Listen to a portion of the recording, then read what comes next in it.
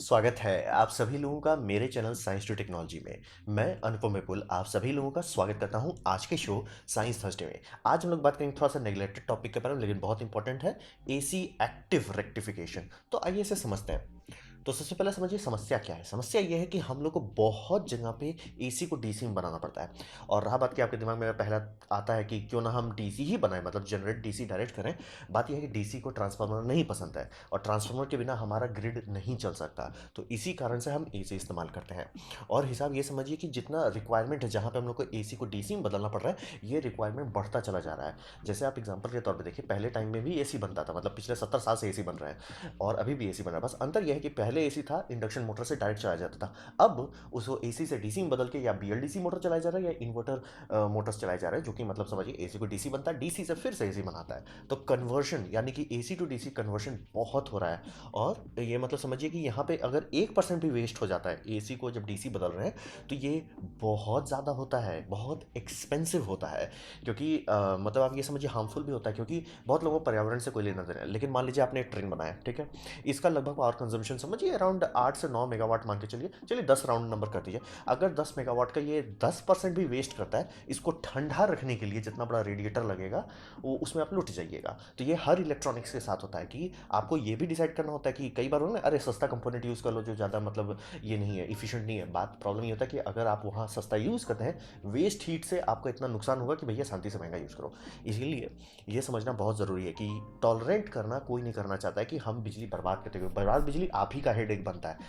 अगर आप बिजली बाहर से खरीदो पैसा देना पड़ेगा, और अगर आपको उसका टेंशन नहीं है, आपको ये तो टेंशन होगा कि आपका इक्विपमेंट पिघल ना जाए।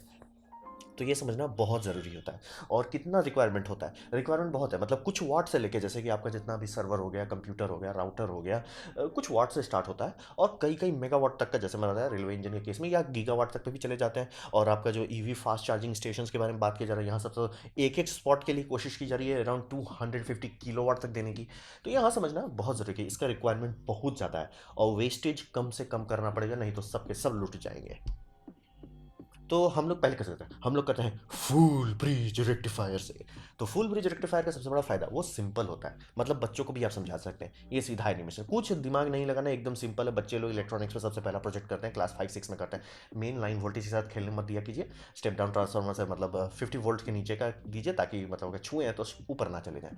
तो ये समझिए बहुत सिंपल होता है, ईजी होता है। अब मास प्रोड्यूस्ड होता है, मास प्रोड्यूस होता है यानी कि आपको जो भी पावर रेटिंग का चाहिए, जितना भी बड़ा चाहिए, जितना भी छोटा चाहिए, सब मिलेगा। आपको इस तरह का मिलेगा जो बड़ा बड़ा हीट सिंक से जोड़ा जाता है, ताकि, और यही यही आपका दिमाग क्लिक करना चाहिए कि अगर ये इफिशिएंटली काम कर रहा होता तो इसे हीट सिंक की जरूरत नहीं होती। लेकिन अगर आप लोग में से जो लोग बड़े बड़े ब्रिज रेक्टिफायर के साथ काम किए होंगे, जो मतलब 10 एम्प या 20 एम्प के साथ काम करता होगा, आप लोग देखते होंगे भैया उसको बहुत बड़ा बड़ा हीट सिंक चाहिए। तो मैंने छोटा एग्जाम्पल दिखाया, इससे भी बड़े बड़े आते हैं। तो क्यों आ रहा है? क्योंकि वेस्ट बहुत कर रहा है। और ये समझिए पूरी दुनिया इसी पे चल रही है, पूरी दुनिया इसी पे चल रही है। आपका चाहे वो एलईडी लैंप हो, चाहे ट्रांसफॉर्म ये हो, क्या बोलते हैं, ऑलमोस्ट सारा चीज़ घुमा फिरा के देखिए तो होता है, इसी पे चलता है। लेकिन इसमें एक थोड़ा समस्या है। बात है कि इसमें वोल्टेज ड्रॉप बहुत होता है, यानी कि जब आप इसे मतलब भेज रहे हैं वोल्टेज, मान लीजिए एसी वोल्टेज 50 वोल्ट था, तो दूसरे साइड में 50 नहीं पहुंचेगा, उस टाइम 48 पहुंचेगा। 2 वोल्ट का लॉस हो सकता है या 1 वोल्ट का लॉस हो सकता है। बोले उतना फर्क क्या पड़ता है? बात है कि 1 वोल्ट अगर आप लॉस कर रहे हैं तो वो हीट जनरेट करने लगता है, हीट जनरेट करता है, टेम्परेचर बढ़ जाता है, टेम्परेचर बढ़ता है, रेजिस्टेंस और बढ़ जाता है, वेस्ट हीट का साइकिल बनने लगता है। इसीलिए आपको कूल करना पड़ता है, क्योंकि अगर वो साइकिल चलने लगा, ये खुद ब खुद सेल्फ डिस्ट्रक्ट हो जाएगा। और वोल्टेज ड्रॉप जो होता है वो मतलब आपको लग नहीं रहा होगा, लेकिन मान लीजिए एक एक दो वोल्टेज आप हर जगह ड्रॉप करने लग जाए, जितनी बार भी आप यूज़ करें, तो पता चला पूरा देश का आधा बिजली वहीं से बर्बाद हो जा रहा है। और बैड पावर फैक्टर और हार्मोनिक फ्री होता है। पावर फैक्टर खराब होने का मतलब ये होता है कि ये मतलब फैंटम लोड डाल रहा है ग्रिड पे, यानी कि जितने भी ट्रांसफार्मर्स हैं उनकी बैंड लग रही है। इसीलिए आप ट्रांसफार्मर कभी भी देखिएगा ध्यान से, उसका नेम प्लेट रहता है, पढ़िए उसको, हमेशा उसमें KVA लिखा रहेगा, कभी KW नहीं लिखा जाएगा।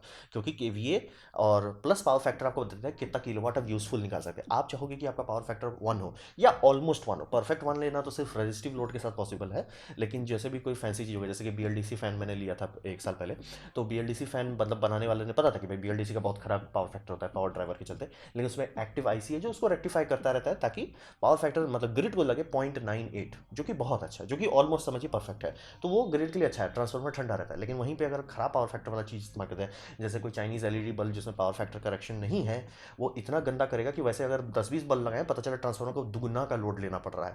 तो इसी कारण से पावर फैक्टर इंपॉर्टेंट होता है, हर का बैंड बजा देता है। और हार्मोनिक्स आगे पीछे जितने इक्विपमेंट जुड़े हुए हैं उस सब का बैंड बजाने लगता है। ये बहुत इंपॉर्टेंट है, इसीलिए हाई डिमांड लोड्स पे, जैसे कि मान लिया आपका लिफ्ट के लिए मोटर ड्राइवर्स हो गए या बहुत स्टेडियम लाइट सब हो गया, हार्मोनिक्स पर पूरा ध्यान दिया जाता है। बाय लॉ रिक्वायरमेंट है कि अगर आप बहुत ज़्यादा पावर खा रहे हैं, जैसे कि फर्नस हो गया जो सबसे बड़ा सिंगल पावर लोड माना जाता है, मेटल मेल्टिंग वाला, वो सब पे बहुत बड़ा करेक्शन लगाता है। आप फैक्ट्री समय भी देखते होंगे पावर फैक्टर करेक्शन का एक पूरा यूनिट होता है। हार्मोनिक्स से भी सप्रेशन डालना पड़ता है, नहीं तो पूरा ग्रिड से जितने चीज़ जुड़े सबकी बैंड बच जाएगी। तो ये समझना जरूरी है कि फुल ब्रिज रेक्टिफायर काम करता है, सस्ता है, मास प्रोड्यूस्ड है, लेकिन हर चीज़ बर्बाद करता है। यानी कि वो पावर फैक्टर से भी बैंड बजा देता है, हार्मोनिक्स भी खराब देता है और वेस्ट भी करता है। तो इसीलिए इससे मतलब आगे हम लोग नहीं जा सकते, यहाँ तक हम लोग को ले आया, लेकिन आपसे आगे जाने के लिए ये अच्छा आइडिया नहीं है। तो इसीलिए हम लोग इस्तेमाल करते हैं एक्टिव रेक्टिफिकेशन को। और यहाँ पे जनरली डायोड्स को लेके मॉसफेट से रिप्लेस कर दिया जाता है। ज़रूरी नहीं है कि मॉसफेट और मॉसफेट की जगह बीजेटी भी यूज़ किया जा सकता है। बीजेटी बार बार मैं भूल जाता हूँ एक्जैक्टली क्या कहते हैं, खैर वही समझिए, मतलब यहाँ पे एक्टिव सिलिकॉन स्विच से बदल दिया जाता है। और इसका मेन फ़ायदा ये होता है कि डायोड जब कंडक्ट कर रहा है उसमें वोल्टेज ड्रॉप हो रहा है, यानी कि जितना ज़्यादा आप एम्प डालेंगे वो उतना ज़्यादा वेस्ट हीट बनाने लगेगा।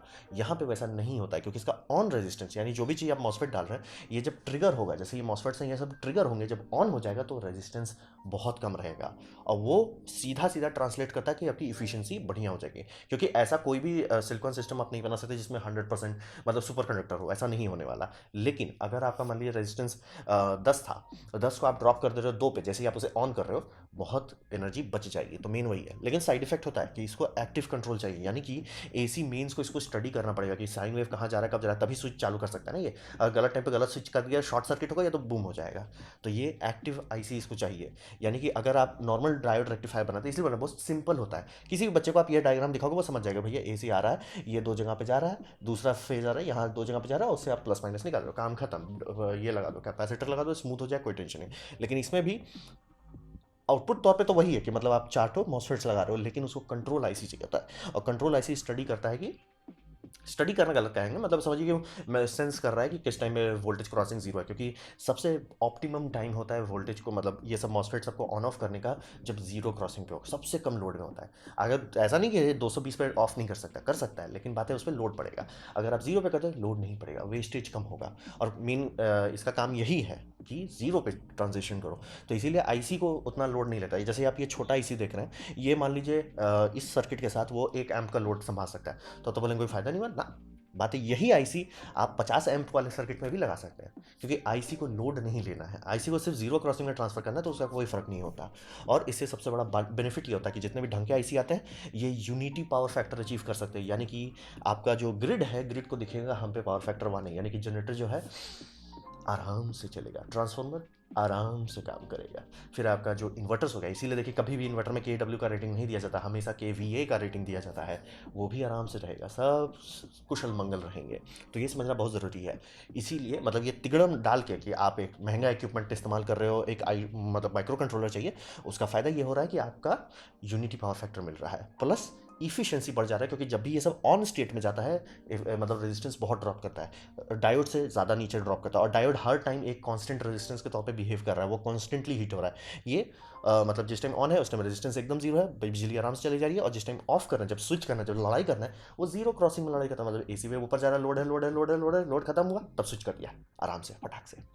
तो यही समझिए कि इसी कारण से सब लोग इसको प्रेफर करते हैं। और ये 96% एफिशिएंट तक चला जा सकता है। और ये मैंने जो आपको ये सर्किट बोर्ड दिखा, मैंने नीचे इसका वीडियो दे दिया, बहुत अच्छे से बंदे ने पूरा एकदम टाइम लेके बना के फिजिकल बना के दिखा दिया है कि क्यों इतना फायदा है। और इसको अगर आप कंपेयर करेंगे नॉर्मल फुल ब्रिज रेक्टिफायर से, 87% एफिशिएंट होता है। तो आपका उतना ज़्यादा अंतर तो नहीं है, सिर्फ मतलब कि 10-15% का अंतर है।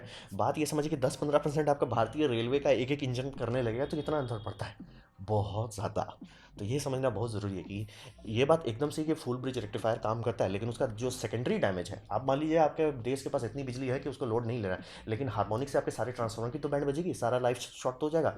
और फिर आपका जो पावर फैक्टर खराब है उस कारण से मैक्स इतना एक्सेप्टेबल ड्रॉ जो है ट्रांसफार्मर का घट जाता है। तो सबका तो नुकसान ही हो रहा है ना। वहाँ पे अगर ये इस्तेमाल करते हैं, पहला ये जो आप सिर्फ 4% वेस्ट कर रहे हैं, तो 4% वेस्ट करने का मतलब था कि ये सारे कंपोनेंट सिर्फ 4% गर्मी से हीट होंगे।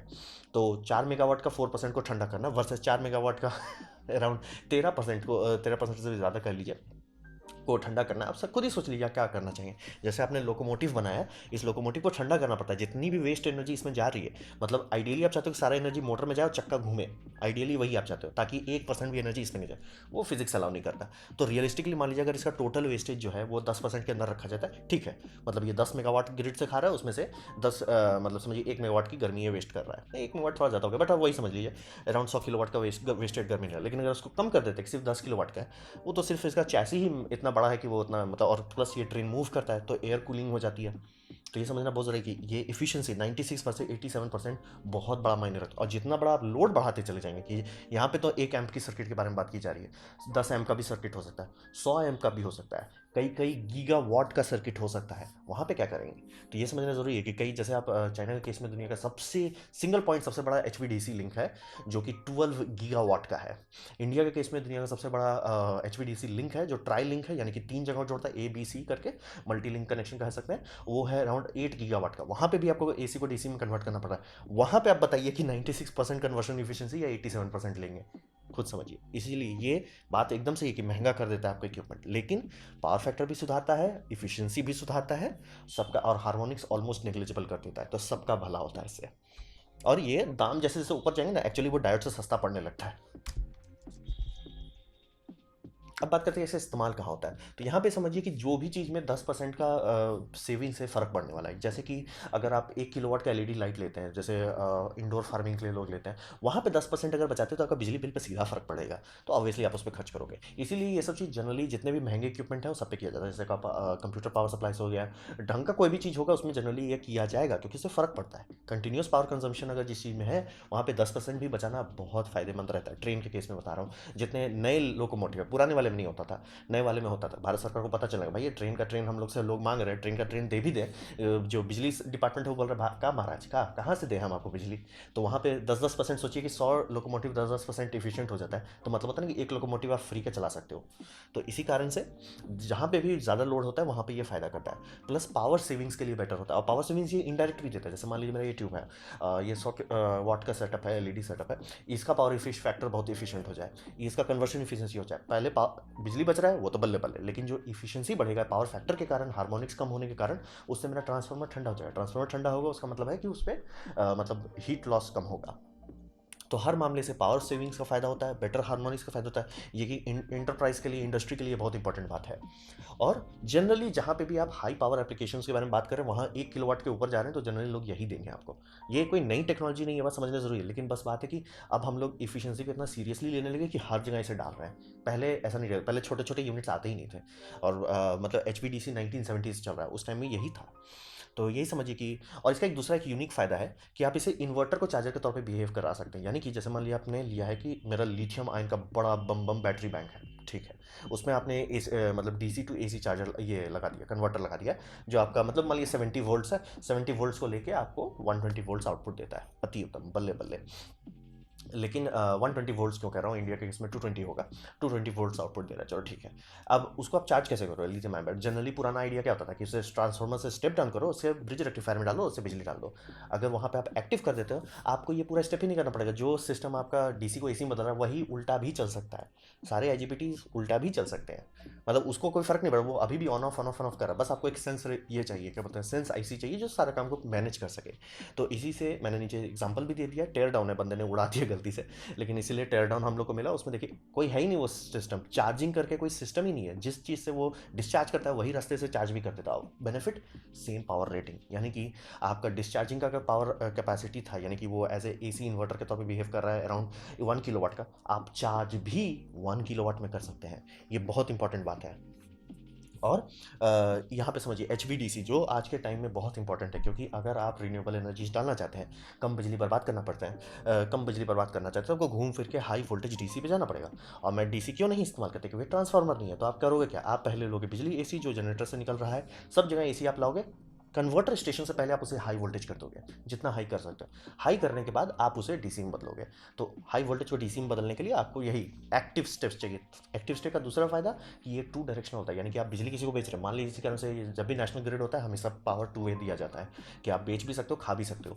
तो मान लीजिए खाना पड़ रहा है, कोई दिक्कत नहीं है, वो टू वे सिस्टम है, और आपको खिलाना है, कोई दिक्कत नहीं है, सिर्फ एक कंट्रोल एल्गोरिदम बदल रहा है। इसीलिए इसका इस्तेमाल हर जगह होता है जहाँ पे भी हाई पावर के बारे में बात करें। एचवीडीसी बिना इसके नहीं चलने वाला है। और सिंपल तौर पे इन्वर्टर के केस में, जैसे अभी जो लिथियम आयन के पावर बैंक्स चल रहे हैं, उस समय सब किसी को बुद्धि में लाइट खुल गया कि अरे, हम जब ट्रांजिस्टर दे रहे हैं जो ऑन ऑफ करके बिजली बना रहा है, मतलब डीसी को एसी में बना रहा है, वो एसी को डीसी भी तो बदल सकता है, सिर्फ हमको आईसी को चेंज करना पड़ेगा। करने लगे, और उतना ही पावर का चार्जर भी मिल गया, और प्लस एक्स्ट्रा कंपोनेंट्स भी नहीं डालने पड़े, सब भला हो गया। तो बात करते हैं इसका भविष्य में क्या होने वाला है। तो हिसाब ये समझिए कि मतलब इफिशियंसी को इंक्रीज करना अभी सबके लिए प्रायोरिटी है। जैसे एग्जांपल दीजिए कि पहले लैपटॉप के कितने चार्जर्स होते थे, 1-2 मिलियन। आज के टाइम में हर कोई, हर Tom Dick and Harry laptop खरीद रहा है, तो सबका चार्जर अगर 1-2% इफिशियंट हो जाता है, देश का बिजली बचेगा। इसीलिए हर कोई इसको कूद रहा है। और सबसे बड़ा मैं इसका जो पर्सनल नोटिस करना चाह रहा हूँ, मुझे मैं पर्सनल उम्मीद है कि है ईवी व्हीकल में इसका सबसे बड़ा यूज़ हो सकता है। कारण यह है कि अभी अगर आप एसी इलेक्ट्रिक व्हीकल लेते हैं, सबसे बड़ा दिक्कत है कि सर चार्जर हाँ नहीं आता है। चार्जर क्यों नहीं आता? क्योंकि आपके डीसी फास्ट चार्जिंग हटा, डीसी लेवल 2 चार्जिंग आप हटाइए, एसी चार्जिंग के बारे में बात करें तो एसी चार्जर जो है आपकी गाड़ी में एक अलग से डिवाइस है। आपका गाड़ी में है बैटरी, बैटरी के बाद है motor driver, motor driver motor को चलाता है, ठीक है, सब चीज़ बल्ले बल्ले। लेकिन एक बैटरी को चार्ज करने के लिए एसी से एक अलग चार्जर रहता है, और उसकी रेटिंग रहती है। और आप बड़े बड़े गाड़ी कंपनी में आप खरीद सकते हो, जैसे टाटा के केस में तो मुझे पता नहीं है, टेस्ला के केस में है कि आप अगर पैसा एक्स्ट्रा नहीं देते हो, 9 kW का आपको चार्जर देंगे। अगर आप पैसा एक्स्ट्रा देते हो, 19 kW का दे देंगे। लेकिन ये अलग डिवाइस है जो फिजिकली आप अलग खरीद के लगाते हो। तो उसके जगह पे अगर वो मोटर ड्राइवर को ही एज ए यूज़ करने लगे चार्जर के तौर पे, तो क्यों नहीं, तो सब भला हो जाएगा। और आप बोले ऐसा नहीं किया जा सकता, तभी तो आपके गाड़ी में ये होता है रीजनरेटिव ब्रेकिंग। बस आपको एक चीज़ एक्स्ट्रा डालना पड़ेगा कि जो मोटर ड्राइवर से मोटर के पास जाता है, जनरली 3 केबल जाता है, वो 3 केबल को आपको एक स्विचर डालना पड़ेगा, ताकि स्विच करके 3 फेज एसी आप उसमें डाल सकें। और ऑब्वियसली एल्गोरिदम आपको बदलना पड़ेगा, माइक्रो कंट्रोलर रीप्रोग्राम करना पड़ेगा। लेकिन वो सबसे बड़ा प्रॉब्लम सॉल्व कर देगा गाड़ी का फास्ट चार्जिंग का। क्योंकि बात है कि आपका, जैसे अगर एग्जांपल दें, महिंद्रा दे रहे हैं, उसका 3 किलोवाट का उसका चार्जर है, इसीलिए वो जल्दी चार्ज हो नहीं सकता घर में, आप चाहें भी तो। क्योंकि आपके घर में आराम से इतना बिजली, मतलब जनरली अगर आप नॉर्मल हाउस होल्ड में रहते हैं, 3 फेज का कनेक्शन दिया गया है, तो वो 10 किलोवाट का कंटिन्यूस लोड सरकार आपको दे सकती है। ये ठीक है, 10 किलोवाट आप कंटिन्यूसली खा लो, यानी कि कहिए 2-3 एसी चलाइए, तो आपका गाड़ी क्यों नहीं उतना स्पीड से चार्ज हो सकता है? क्योंकि चार्जर जो है उसमें है ही नहीं कैपेसिटी। बैटरी कैपेसिटी कितना ज़्यादा है ही नहीं, अराउंड 10 किलोवाट का ईवो में है बैटरी। तो आराम से 10 किलोवाट अगर आप डाल पाते और एसी को डीसी में बदला जा सकता है, तो वो आराम से आपका बैटरी 1 घंटे में चार्ज होता है। सारे लिथियम आयन 1 घंटे में ही चार्ज होते हैं, ये बात समझना जरूरी है। तो ये जो हाइपर चार्जिंग, स्पीड चार्जिंग, सबका कोई फर्क नहीं पड़ने वाला। एग्जाम्पल चाहिए तो अगर आप टेस्ला का फास्ट चार्जिंग देखिएगा, तो बैटरी पूरा ऑलमोस्ट 2% पे लगाया, 240 किलो वोल्ट्स पूरा चार्ज करा, तो आधे घंटे में चार्ज हो जाएगा? नहीं। वो चार्जिंग जब शुरू में पूरा स्पीड से चार्ज करेगा, जो इसलिए आप ओला भी देखिए। ओला जब एग्जांपल देता है कि हमारा क्विक चार्जिंग होता है स्टार्टिंग में, तो सिर्फ कहता है ना 50% इन 18 मिनट्स। 100% क्यों नहीं हो जाता 40 मिनट्स में? कारण वही है कि लिथियम आयन एक्सेप्ट नहीं करता 1C से ज़्यादा।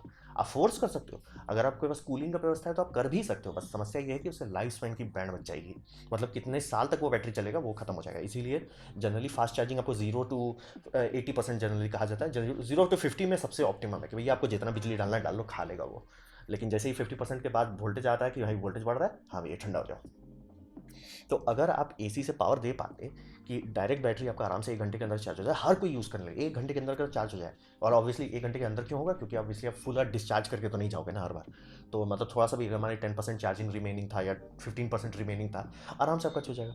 तो वो कर क्यों नहीं पा रहे? कारण वही है कि जो एक्स्ट्रा डिवाइस खरीद के लगाना पड़ रहा है, इस कारण से गाड़ी पे एक्स्ट्रा वेट बढ़ रहा है, और रेंज कम हो रहा है, प्लस पैसा भी ज़्यादा देना पड़ता है। उसकी जगह पे अगर मोटर ड्राइवर को कर लिया जाए, सबका भला होगा। जैसे ओला के केस में ये सब की बैटरी बहुत छोटी है, अराउंड मतलब कि ये 5 किलोवाट से भी कम का है, 3.4 ऐसे हर जगह बता रहे। चलिए मान ली 5 किलोवाट आवर का कैपेसिटी है, तो 1 घंटे में चार्ज करने के लिए आपको 5 kW का सर्किट चाहिए, जो कि हर घर में होता है। मतलब समझिए दो, मतलब एक रेफ्रिजरेटर, एक वाटर हीटर, एक एसी, ऑलमोस्ट सब घर में होता है।